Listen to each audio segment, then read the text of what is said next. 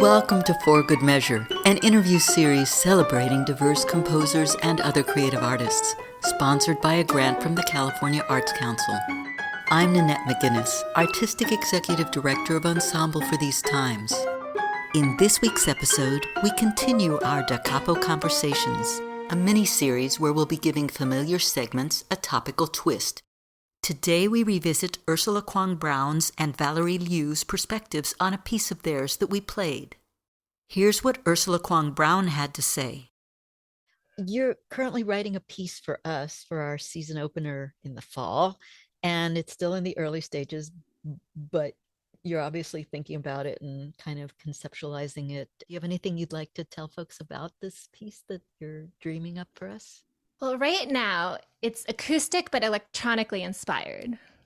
I feel like I've been inspired by different electronics processing, but sort of coming full circle and putting it back, into sort of imitative gestures in the piano and resonance ideas in the cello and again in the piano.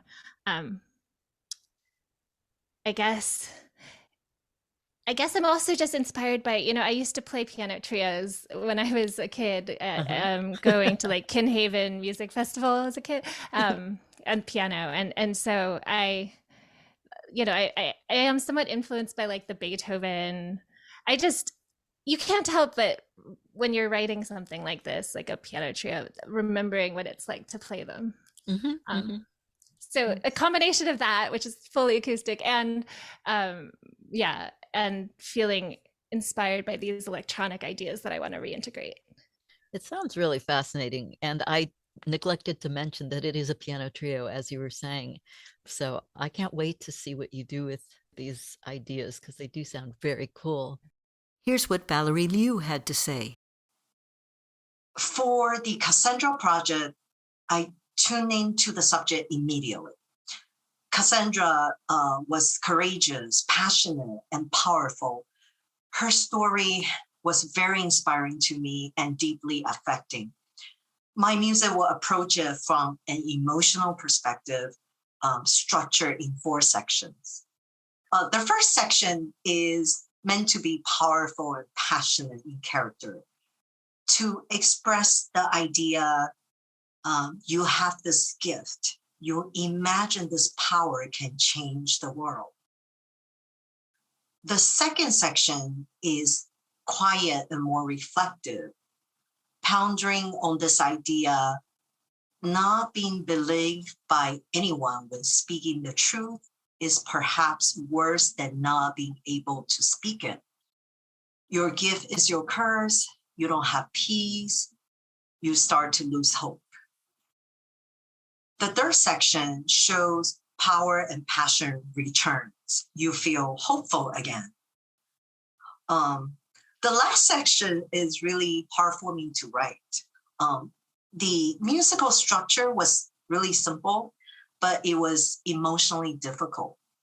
It is haunting to express the idea you have to make peace with your powerful gift, even though no one will acknowledge it. And you briefly wonder if death is the only solution to your curse so that you can finally rest. I was thinking of Cassandra, how alone she was with her gift, but I also think it applies to an artist's lifestyle. You create an art to express, but people may not understand. They may even reject what you have created. But in the end, I think that's okay because artists understand their gift. They believe in their work. So it is okay to be alone in this. Very profound.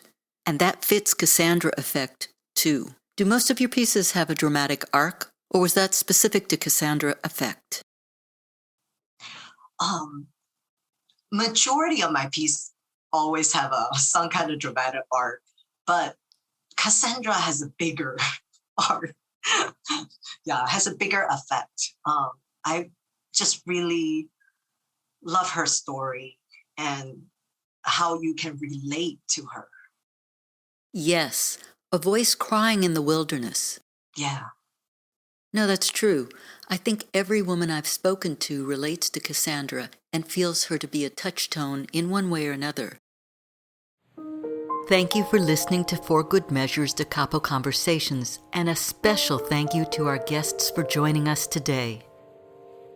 If you enjoyed this episode, please subscribe to our podcast by clicking on the subscribe button and support us by sharing it with your friends, posting about it on social media, and leaving us a rating and a review. To learn more about E4TT, our concert season online and in the Bay Area, or to make a tax-deductible donation, please visit us at www.e4tt.org. This podcast is made possible in part by a grant from the California Arts Council and generous donors like you. For Good Measures produced by Nanette McGuinness and Ensemble for These Times and designed by Brennan Stokes, with special thanks to co-producer and audio engineer Stephanie M. Neumann.